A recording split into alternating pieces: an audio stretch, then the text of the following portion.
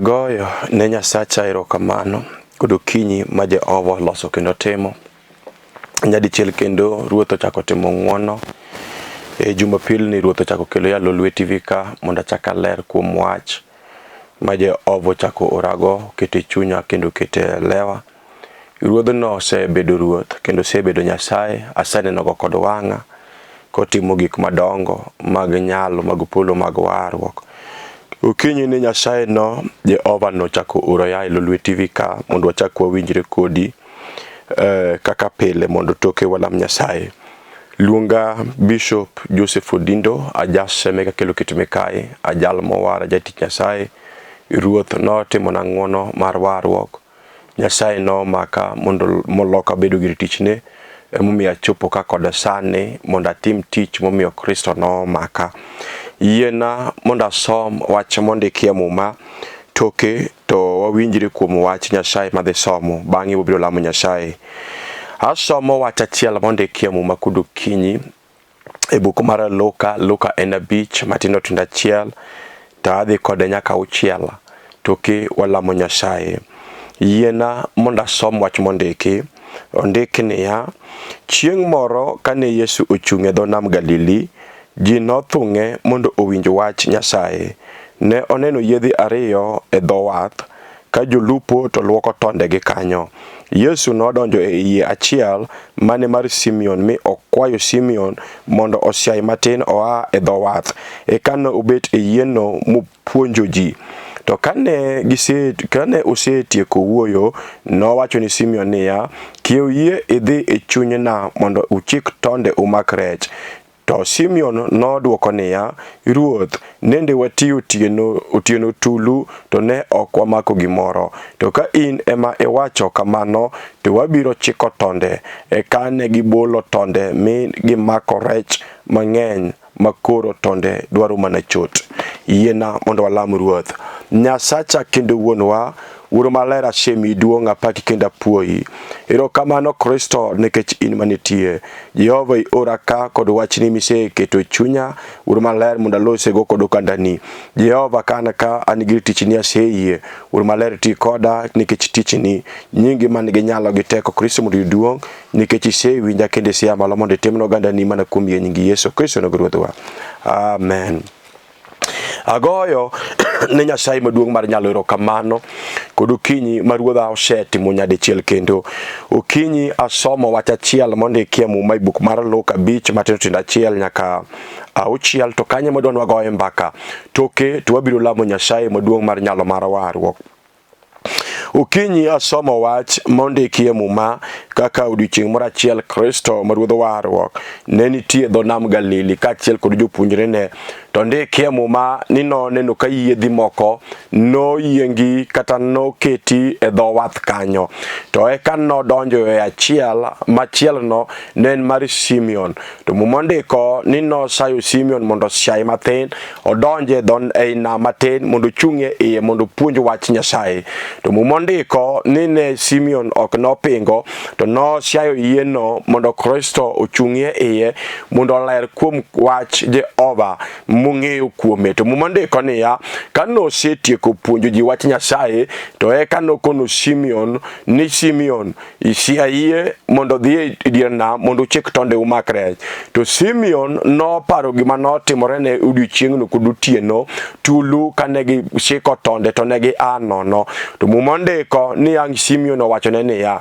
Ruoth, ne wachiko tonde otieno tulu kendo ne watiyo tich matek miwuoro, kata kamano ne waa kod lwetwa ka onge gimoro mwasemako. To Simeon wachone niya: ka in kendi miwacho to Ruoth wabiro timo gimiwacho. To muma ndiko ni ne giwuok mane gidhiyo mondo gichik tondegi e dho nam ei dier nam. To kane gisechiko tonde ondikie muma ni ne gimako rech mang'eny kendo tonde ne dwaro mana chot. To ndikie muma niya: ji mang'eny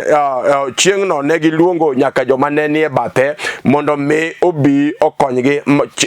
kawo rech mane dwaro chodo nedgi nikech rech ne ng'eny miwuoro. Wang'eyo pile ka pile jok matiye nam ni rech joma dhi tich guduti joma lopo kod otieno joge mamako rech kendo wang'eyo malong'o kata sheria mar nam ni jolupo obed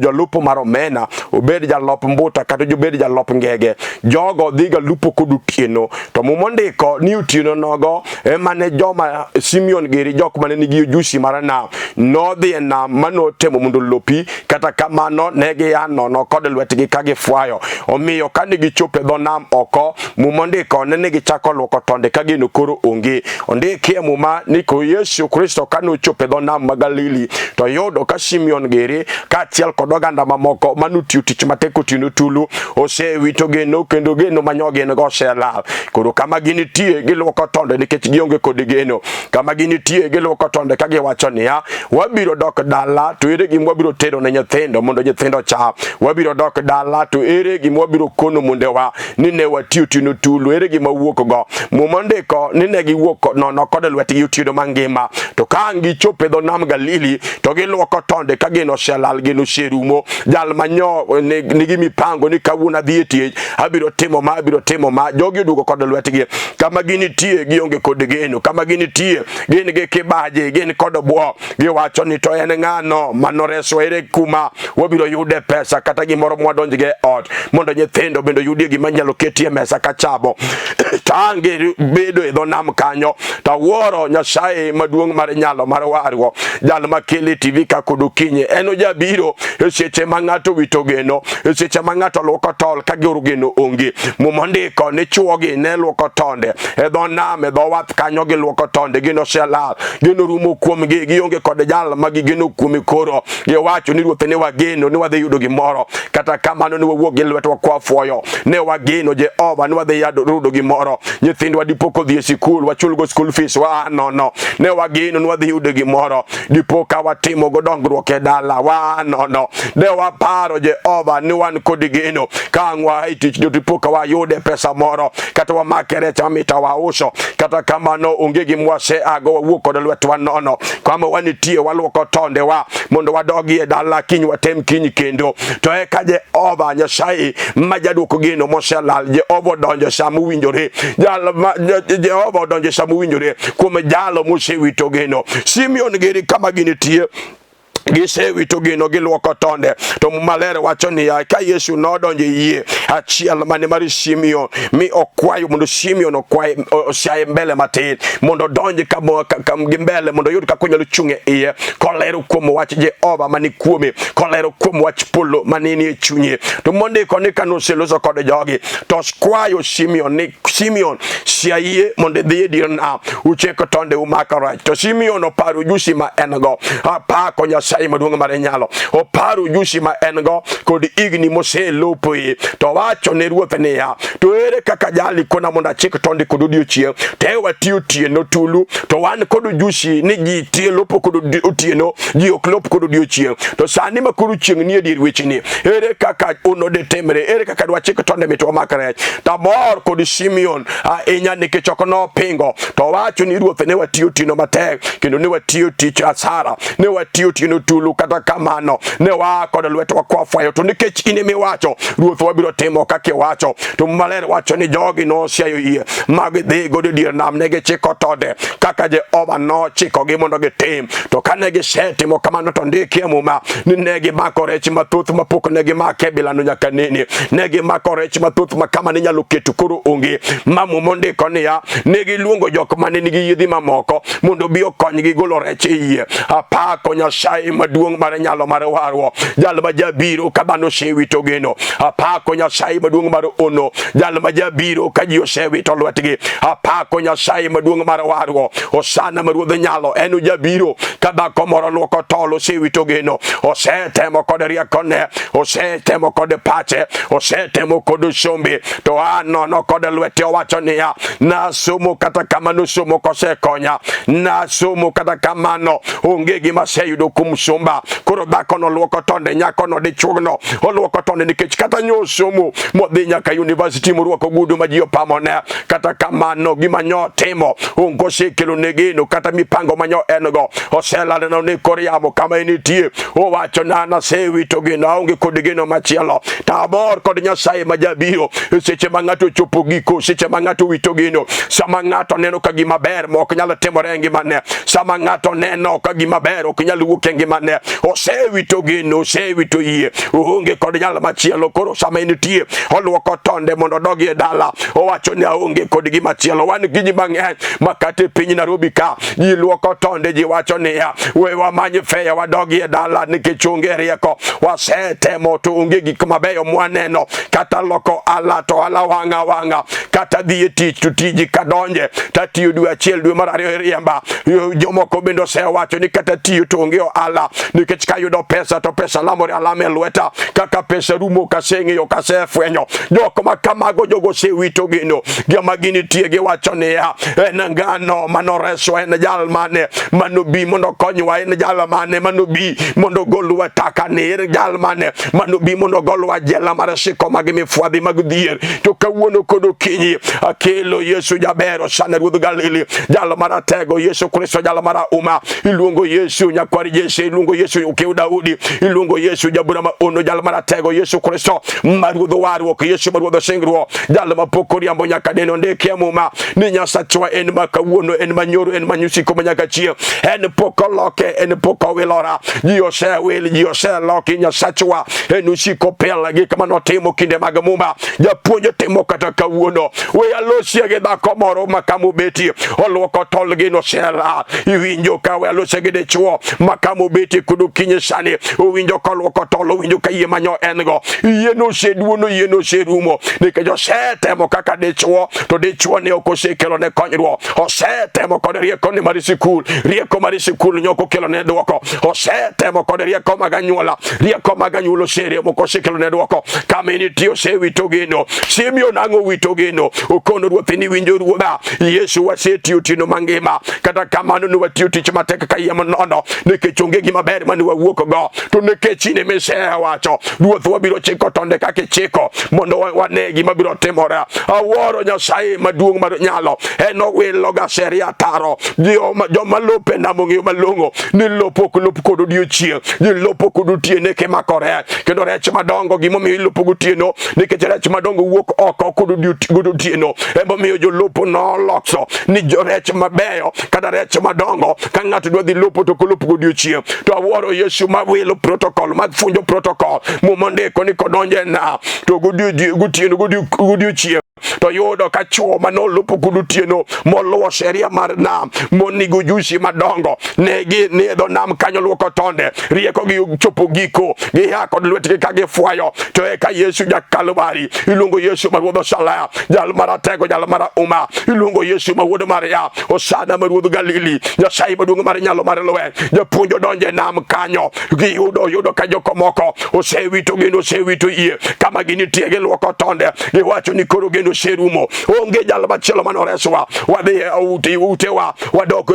kun mondewa kod lwetwa nono ire gima wabiro chamo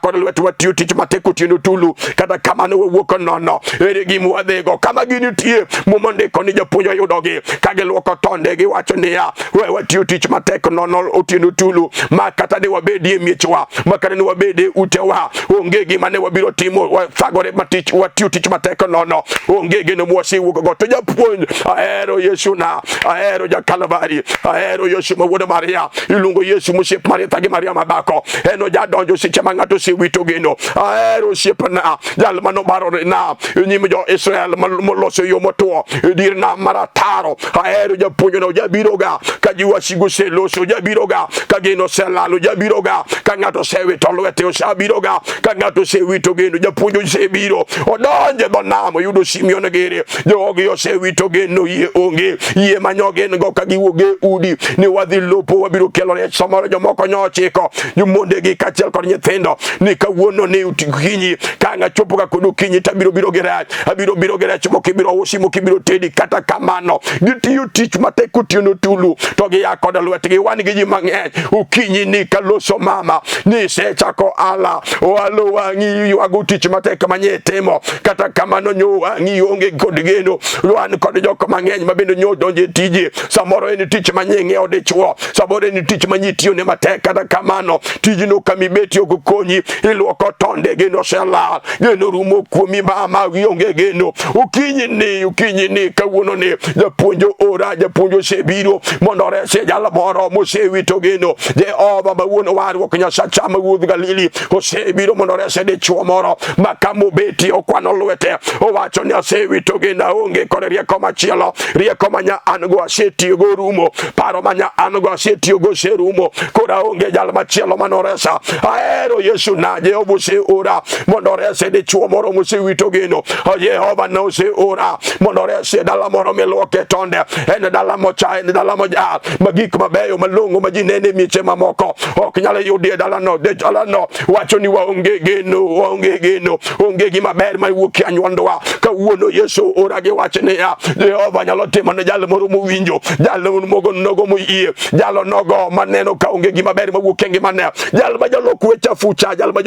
fucha ilungo Yesu ma Kalvari Yesu ma Nazareth ilungo Yesu ma nyokeu Daudi Jehova no nitie emomiyo ora kudu kinyi sani monda yode da komoro monda lami go Nyasaye ukinyi monda yode de chwo moro yode kijana moro alame go ruoth winjo kijana kateneno kagino onge ni somo ke sheda mitieko sikul kod sheda ukinyi sani se wuotho imonde manye tich to tich onge awacho kudu kinyi sani ne ya ni kuom Yesu ja Kalvari Yesu ja Nazareth ibiro yudo tich nyako ibiro yudo tich kijana iwinjo wan gi Nyasaye weluoko tonde mama wan gi jok moko manyose luoko tonde mowacho kod chunygi niya gima ber manyalo timo onge kama gikie koro sani onega dera onega madhisum onega kaungi mana wuoge piny iwinjo manok solution en Yesu Kristo maruodho warwo jal mosiora timi kaine manige nyalo en kod teko Yesu ja Kalvari en kende moromo en mowinjore iwinjo mama gima rach ma jachien osekedi chunyino kik tim nikech isewito geno Jehova nitie Nyasache muma nitie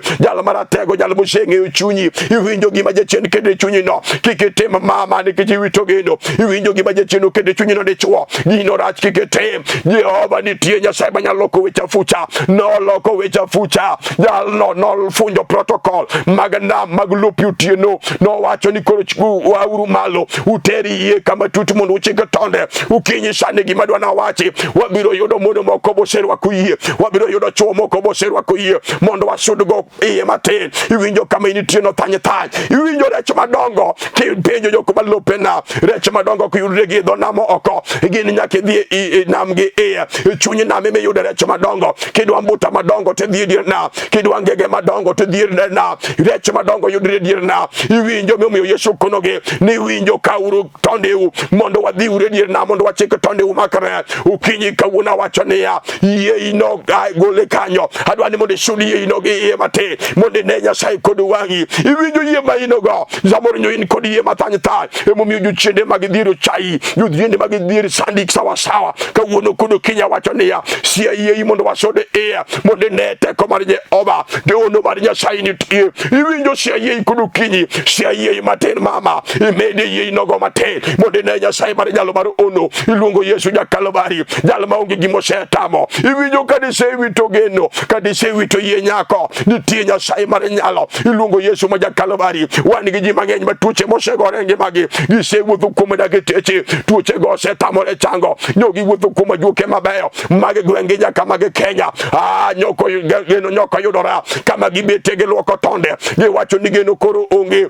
kama chelo mabiro dhiye kama dakono kadichugno betie moko chunygi oseloso ni winjo madhisu monde tho moko chunygi oseloso dhi nyumrie na monde tho moko chunygi oseloso winjo mama kawuono kodo kinyi akelo Yesu jaduok geno moselal japuonj duoko winjo akelo Yesu jal ma jaduok geno kata jijo no se chai nikech gik mabe ok nyal rengi mani winjo mama kiketem dwaro mar jachien Nyasachwa ni Jehova eri kod lala Jehova pango nigi kama bayo malongo nengi mani iwinjo ka ng'ato fwenyo kuom Yesu osana baja Kalvari Yesu magwedho warwo duto te nyalo re kuomi apako Nyasaye maduong' mar nyalo apako Kristo magwedho warwo duong' odogni nyakwaro Jesse duong' odogni okeu Daudi okinyi sani awacho niya duto te biro nyalore kuome Bwana okang'eyo kama initie dichuo ere kama initie ere kaka ji oseyanyi ere kaka ji oseloso kuomi ere wach ma in go kod sani wan kod mon kod chuo matuoche manyosego rengi magi nyogi tiyo gi pesa manyoginego nyotamore e piny mar Kenya nyogi dhiyo nyaka oko jomoko nyodhiyo India jomoko nyodhiyo China kama nyogi dhiye no nyogi tiyo kod fedha gi dhahabu nyogi duogo ndono kod lwetgi ka gifwayo kama ginitie gi luoko tonde gino sela giwacho ni ya setiyo gi pesa ma ango rieko manya ango chopo giko onge gino machielo makoro ango ji mang'eny makamano kama ginitie gi nyalo wacho niya onge gima ber manyalo timo en mana tieko ngimana kende kawuono kod okinyi akelo jaduoko geno iluongo Yesu manyakwar Jesse akelo jaduoko geno iluongo Yesu mokeu Daudi weyo aka mama nitiere Nyasaye mar nyalo weyo aka dechuo nitiere Kristo maduong' warwo weyo aka dayo nitie Nyasaye maduong' mar ono wan gi ji mang'enya ma gik matimo miechegi kata gik matimo delnegi gisefwenyo giseng'eyo gisewuotho kuom jolemo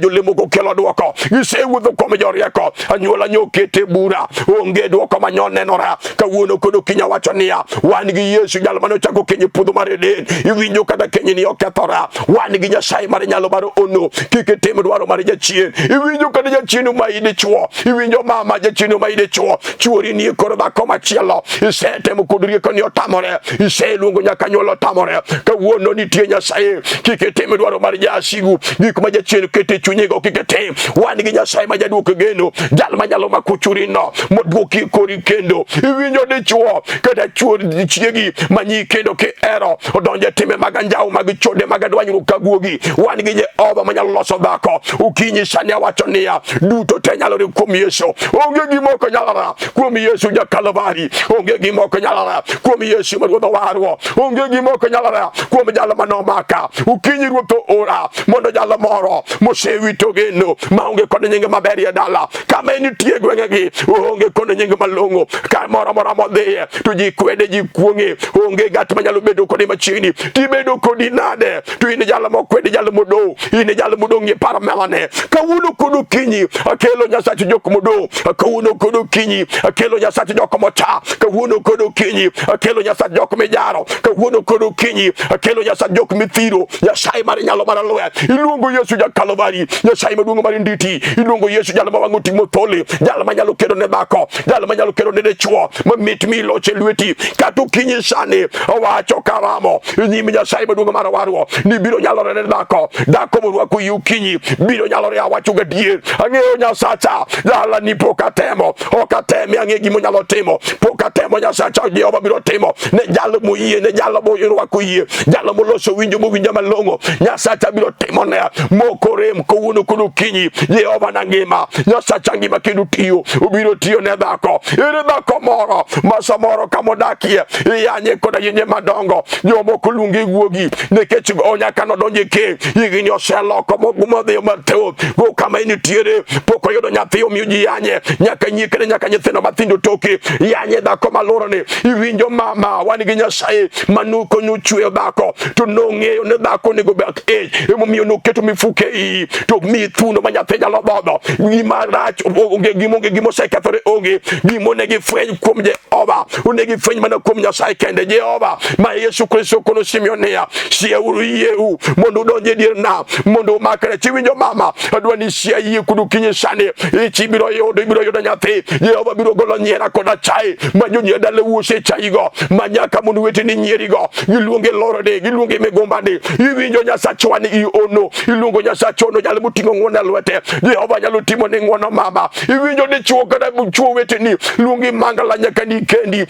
pok yudo nyathi wan gi Jehova mar ono Nyasaye manyalo loso dichuo onge gimosekethore ang'eyo Nyasacha ono ang'eyo ruodha jatimo gik madongo ma piny wuoro gik madongo ma piny ok nyal nyal gik madongo majuke mag piny ok nyal. Yesu Kristo kende manyalo. Ere gimineno konte midwani wadhiri Nyasaye kodukinyi sani. Gimomiyo isewito geno no, gimomiyo chunyi bedo malit no, gimomiyo pi wangi nyalo chwer, gimomiyo samoro chiemo nyalo tami. Ere gino mondo waterne Jehova. Gimomiyo yanyi pela omiyo osiepe manyo ingo, osiepe ringi dong kendi nyamasi. Gine madwane choki mondo waterne Jehova Nyasaye maduong' mar ono. Gimose ma ikweno mama obed nyithindo minyuolo mama ikwe kodukinyi. Nyithindi orundore duto to nyitiyo kod pesa madong' ng'abo dhie Kenya ing'eyo ni invest kuom nyithindo. Nyithindi biro kelo gene dala. Nyithindo lokore jokong'o lilo, moko lokore jokuoye, moko beto ji e gweng' kata moko beto ji e boma. Iwinjo mama nitie Nyasaye Jehova Maratego manyalo loso kothi ma kothi chak bed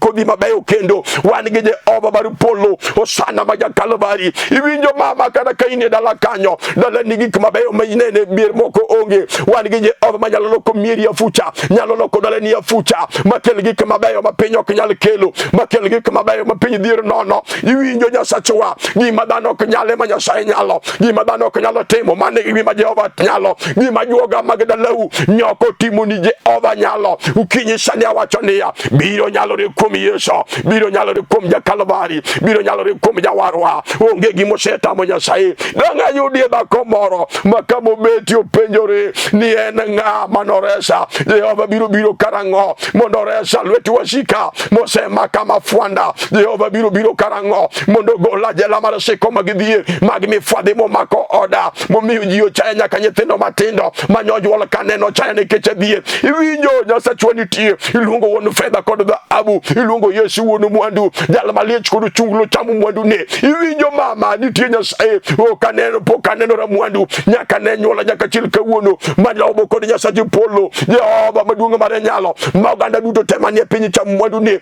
le duto manie thim chamo mwandu ne, rech manie nam chamo mwandu ne. Iluongo Yesu wuon fedha, iluongo Yesu wuon mwandu. Jehova nyalo timo ne ng'wono. Nyasaye nyalo loko ngimani afucha. Ayudie dhako moro ma kamo beti owacho na nyuol no wang'a, ka nyuol nyathini to dhoge golo law, ka nyuol nyathini to randulume, ka nyuol nyathini to rang'ol. Iwinjo mama kik iwit yie. Wan kod mon bende mang'eny ma kisoni ogore kuomgi, ka nyuol nyathi to thoya. Wan kod Yesu Kalvari. Jehova manyalo chungo chuchende mag kisoni, chuchende mag kisoni oluore, chuchende mag dhier oluore, chuchende mag tuoche oluore, chuchende mag ndulume oluore, chuchende mag chodi oluore. Yesu ere gima tek ma wang'o iyi miwinjo kama ibetie to jino nyalo chwero pi wang'i makata ka in kod osiepeni inyalo bet mamitine gine kinyiero, lakini sami dong' kendi magino gore chunyi tiwinjo ka pi wang'i go kala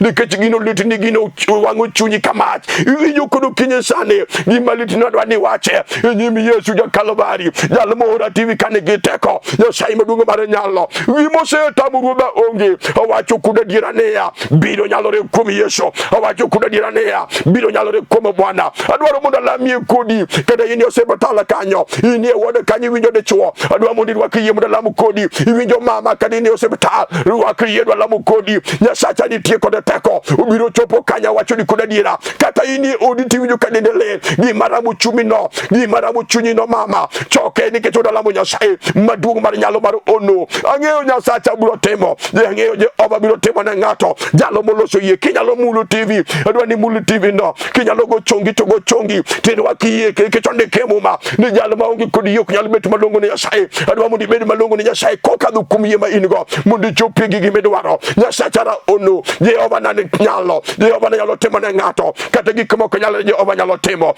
Malo kadi go chonge piny mondo lam kodi kiserwako yie mondo Nyasacha otim ne ng'wono. Nyasacha kendo wuonwa, wuoro maler Nyasaye mar polo, duong' gi nyalo gi teko mondo dogni Kalvari. Ise ora ka Jehova okawacho weche na mana manikete chunya lelo. Jehova masefulo kod ogandani. Wuoro maler ya malo luto kwachni, malo ne dhako ni, malo ne chogni, timne ono, timne ng'wono. Misigo manie nyime ratego golone. Jehova muri polo gi malitne chunye. Yesu ine ming'e chunye dhano kod iye. Iwacho ni gima litne ng'ato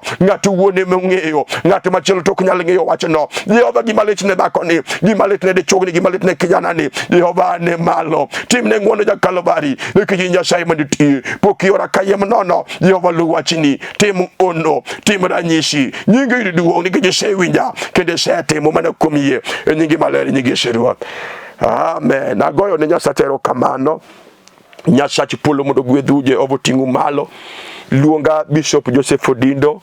ajaseme ka kelo kitime kae. Ajalo mo wara jatich Nyasaye, Jehova notimo na ng'wono mar warruok gi sani adak Nairobi ka ema yale wach Nyasaye. Kamoro miluongo ne Kibera dak kamiluongo ne Olympic Estate, order in house number 5. Ka Nyasaye otimo ni ng'wono tibiro to wago walalore kuom wach Jehova. Kanisa wa ni Kibera kamiluongo ni Katwekera opposite PAG Church. Kibiro kanyo tigoyo simbegi magi simbe na makadho kanyogo. Igoyo to watudore kidwa biro wando chokre bende timo mano. Nyasaye mondo gwedhu maduong' moloyo rwaki yie kuom Jehova mondo Nyasaye otim ni ng'wono. Shalom. Jumapili manyien. Amen.